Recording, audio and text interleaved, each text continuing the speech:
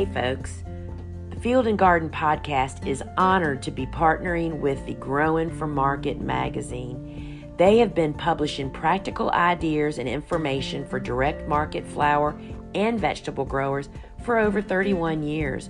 All the articles are written by farmers who get their hands dirty and know what they're doing.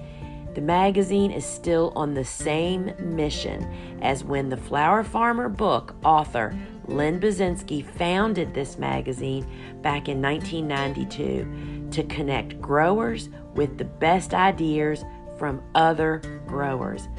There is dedicated flower content in every magazine, a decade's worth of back issues, and over 1,600 archived articles from writers like Aaron Benzenkane, Gretel Adams, Pamela and Frank Arnowski, and Jonathan and Megan Leese, all available on the website. With 10 new issues every year available on paper, digital, or both, you're guaranteed to find something to fine-tune your farm in growing for market. So if you do farmers markets, CSA, farm stands, pick your own, florist sales, or wholesaling, whether you're a commercial grower or you just want to grow like one, subscribe to Growing for Market for the nitty-gritty details of growing, marketing, and the business of local farming. And I have a special offer for you. Use the coupon code WORKSHOP to get 25% off any subscription to the original Farmer to Farmer magazine at growingformarket.com. Hey folks, welcome back to another episode of the Field and Garden Podcast. It is your friend Lisa Mason Ziegler, and glad you've stopped in here this morning. So as we are, heading in, we're in the middle of winter, and this is a time that many of us, whether you're a home gardener or a budding flower farmer or even a seasoned flower farmer, we're already, the last season is enough of a distant memory of all the hard work and maybe even our failures and our befuddles that we're starting to dream of the coming season, right? And I thought that a refresher for myself of, okay, let's get back to my roots. Let's get back to why am I doing this? So let's just talk about a cutting garden, what it is and its purpose. And I'm just going to highlight some of the areas that sometimes we just need a reminder of what this little deliberate garden, and when I say little, I'm talking about, that is one of the first most surprising things to me still to this day about how much a small space can produce. Whether that means that as a home gardener, you have a 3 by 10 foot bed in the backyard that just pumps out the blooms, or if you're a commercial farmer, and let's just say you have 20 acres, to learn that a half an acre, when you treat it properly, can produce thousands of stems of flowers each week in season. All of these things are so surprising, but we often lose sight of that and just keep going bigger and bigger. All right, I'm already getting away with myself here. So friends, welcome. If you are new here, I'm so glad you've stopped in. We appreciate you listening. I appreciate even more you sharing our podcast, dropping a review, because whenever you review this, that helps the podcast app to show our podcast to other listeners. Those listeners that are just kind of listening, looking for something else to listen to, right? So I appreciate your input, and don't feel like a review is just to let me know what you're thinking. It is actually part of the technology that helps us to do this more and more. So, as I've reached this plateau in my flower farming career, 2023 is actually my 25th year anniversary. wow, hadn't really said that out loud or thought about it. But I'm just looking back, and as so often happens, sometimes when, like a great example of this is when you're a kid. Your parents are telling you the way you should do something, and you're thinking, I know better than that, right? I know a better way. It happens all throughout life, whether you're a new employee in a business or a student in a class. When you're listening to the recommended way to do something, you're thinking, oh, there's got to be an easier way, or, here's what I'm going to do. And there is nothing wrong with innovation. That's not what I'm talking about. But I will share that so often the way we start is kind of the way that we end up, that evolution of having to go through all those phases, right? And it was no different for me. I am 100% returning to my roots of getting back to a smaller garden where the production per square foot goes up for the needs that I have. And that's really becoming my mission, is to share how bigger is not always better. And even if you have a tiny space, you can produce flowers for your need. I mean, if you're a flower junkie, as we call them, people that just love having fresh flowers in their presence all the time, whether it's at their business, in their office, on their desk, in their home, on the kitchen table, on the patio, whatever. Those are the people that I want to empower to grow, cut their own cut flowers. So this is going to kind of give you the 30,000 foot view. You're up in an airplane and you're flying over, and you know how you see all the pastures and then you see all the neighborhoods. Well, that's kind of what this little podcast is all about. It's kind of my reminder and your reminder. So first, let's remind ourselves, what is the point of a cutting garden? A cutting garden is not a landscape bed. It's not a bed to enjoy from inside your home. This is a little garden that we plant to produce cut flowers consistently and all throughout the season.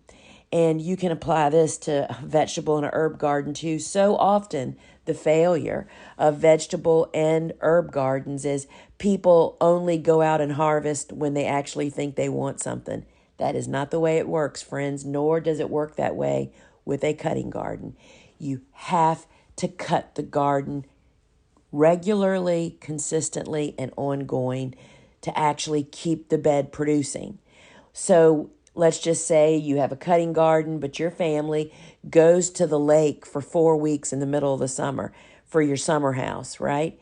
Then your step to take care of that problem is you hire or get one of your friends to come and cut your garden twice a week while you're gone. First off, people will love doing that. It's a great way to spread the cut flower love, right? To introduce somebody to it. But you have to do it. So the whole concept of the cutting garden sometimes entices people, but few people follow through with that step. Because I will, say that the demise of most cutting gardens, vegetable gardens, and herb gardens are people skipping the actual harvest. And so what does that mean? The harvest means that, first off, if you're a home gardener, we're talking 5 minutes twice a week. I mean, really, people, can you not do that? And I think people really can do it, but they don't understand that that's the catalyst that keeps this garden in great shape. It keeps it healthy. It keeps it growing. It keeps it producing more fresh, clean, beautiful flowers. So the harvest is, for me in my life, twice a week, Mondays and Thursdays. And that just works out beautifully. I mean, I basically set that up around our customer needs. Our commercial customers needed first of the week harvest or flowers, and then our retail outlets needed the end of the week. And so that worked out. And one of the things that I teach my students is you cannot just have one outlet a week because there's flowers to be cut all the time. But to be efficient and resourceful, we narrow that down to twice a week. And that does beautifully. So you don't want to sit on those flowers from the first of the week until the end of the week. That just starts a whole vicious cycle of having old flowers to sell all the time. So you really need to cut twice a week for the most pristine flowers. And people say, well, what do you mean by that? How does harvesting more often improve the quality? Because think about it. A flower that is at its stage to harvest on Monday, but you leave it until the end of the week when you actually need to cut flowers for the weekend. That flower sits out there and it's getting old, it's getting sunburnt, it's getting wind whipped, but more importantly to me, it is also the place that pests visit. And you know those little spots that you see on flowers? You know what that is, y'all? That's bug poop and pee. That is what is staining your flowers. If that flower had been cut at its optimal stage, which would be, on your harvest day, you remove that opportunity. It's not sitting out there getting hot and dirty and thirsty. So you have to harvest on a regular basis. And that's why harvesting is so very, very important. And then the rest of that story is handling it properly. People think just cutting and putting them in a bucket. Perhaps one of the things that I'm most well known for here in southeastern Virginia in the customer world, not the other flower farmer world, is just how pristine and long-lasting our blooms are. And it's my harvesting habits, friend. You have to get a system and get up and do it every week, every time, and just keep doing it over and over again. So the rest of the cutting garden story is to learn about the 3-season cutting garden. And when I say 3 seasons, that means even people in a short growing season, meaning heavy long winters with a lot of snow load, with early winters at the end of the season, they can still embrace, and in fact, they may embrace this more than those of us that live in the South that have a long warm season. Embracing both cool season hardy annuals and warm season tender annuals are what provide the highest volume of flowers for the longest period of time. And, my book, Vegetables Love Flowers, which is really a 3-season cutting garden, y'all. It's only about how flowers benefit vegetables. It's not about growing the vegetables. Really takes you down that rabbit hole and kind of gives you the overview of that. So the 3-season cutting garden, really accelerates the opportunity to harvest the most out of a garden, because y'all need to know that I'm in the middle of the city. I am not able to have any structures. I have no hoop or greenhouses. So everything I do is out in a garden. It's just a supersized garden. I have no protection more than any other gardener does. So you can really take what I say and offer as something that is potentially available for you to do in your home garden. And what a lot of some people will take like a quick glance at 3-season gardening and say, oh my gosh, what do you mean you're starting seeds all the time and planting all the time? That sounds like so much work. Well, let me tell you something, friends. When you stop and consider for a moment the boulders that we put on our shoulders, depends on where you live, but for me, it's in March, when the spring season is just over the horizon, you start that that craziness of, oh my gosh, I'm late. Oh my gosh, I haven't started. Oh my goodness, I haven't prepared. Oh my goodness, I am so late. I mean, that's what you say. I hear it from people all this time. If I mention something, I'm speaking, I mean, people come up to me afterwards, well, I missed the opportunity to plant, or I'm late, or I haven't done that yet, or I've never gotten to it. When you embrace a 3-season cutting garden, friends, all of that goes away, because instead of looking in the rear view mirror at all the things you think you haven't done, you just pick up where the 3-season garden cycle is for you at that point. Stop looking at all the things you should have done. Forget that. You get another chance to do that, because there are things to be done today, no matter where you are. There is so much to be done for a cutting garden or any garden at any time. It may not all be out in the garden being harvested or actually doing work directly in the garden, but there's always some task that can be done.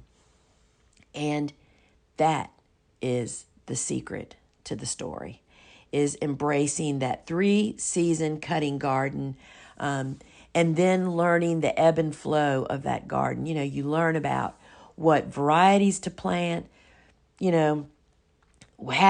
people are always asking me questions like, well, which plants bloom over and over again and which are a one and done?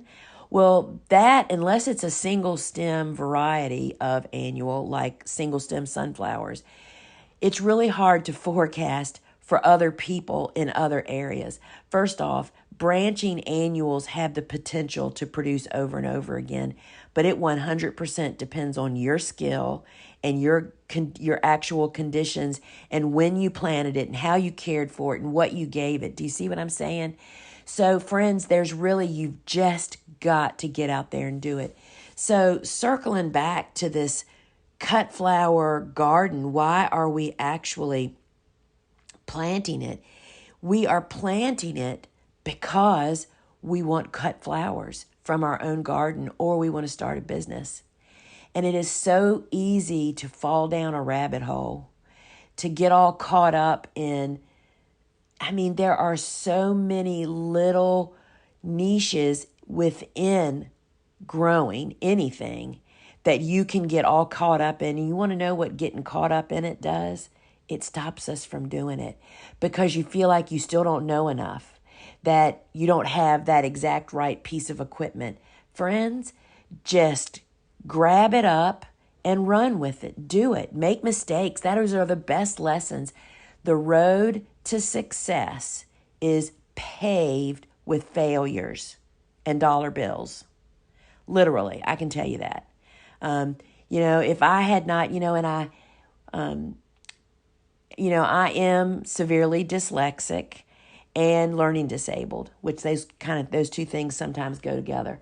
And dyslexia, one of the greatest traits of being dyslexic is dyslexic are often called cliff jumpers. And we're cliff jumpers because we don't consider the consequences of our actions, which may explain a whole lot to you about somebody in your life that's dyslexic, particularly kids in school that are constantly bad or act out. That's the point. They don't even think about that they're going to get in trouble. That is just a whole nother conversation, right?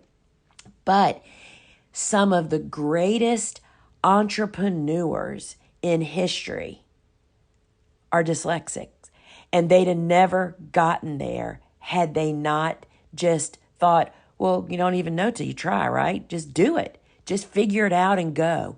Those are words out of my mouth so often, but I understand that those people that are not dyslexic, that are, critically planned perfectionist, which is like dyslexia, it's got its ups and its downs, they're held back because of that. But friends, I'm here to tell you, just run off the cliff. Just do it. And better to do it and screw up than to not do it at all. So I am looking back over the years, and when I look back at my most successful gardens, it's back in the beginning when I was growing on smaller space and not growing perhaps maybe quite so many different types of flowers. And that's where my journey is taking me right now, is I am revisiting why am I growing a cut flower garden, and what are those basic foundation steps that simplify it, which make it so much more enjoyable. I mean, I want to enjoy the rewards of the garden, and part of that for me is the journey. And friends, that is what I have to say today about reconsidering the cutting garden, kind of getting back to the roots of the cutting garden.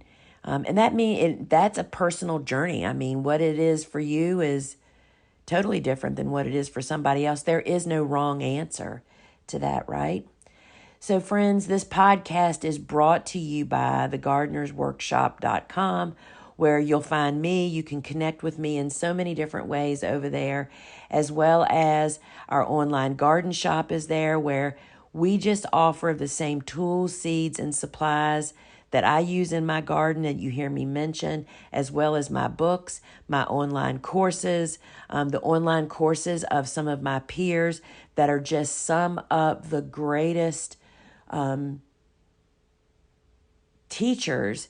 You know, flower farmers are different than other areas of horticulture, perhaps because we go from the beginning of life, a seed, to the end of life, the actual flowers that are harvested. We just have a great perspective on all of that, and would love to have you check us out when you're in the need. So friends, until we meet again, why are you growing a cut flower garden? What is your purpose with that? Ciao.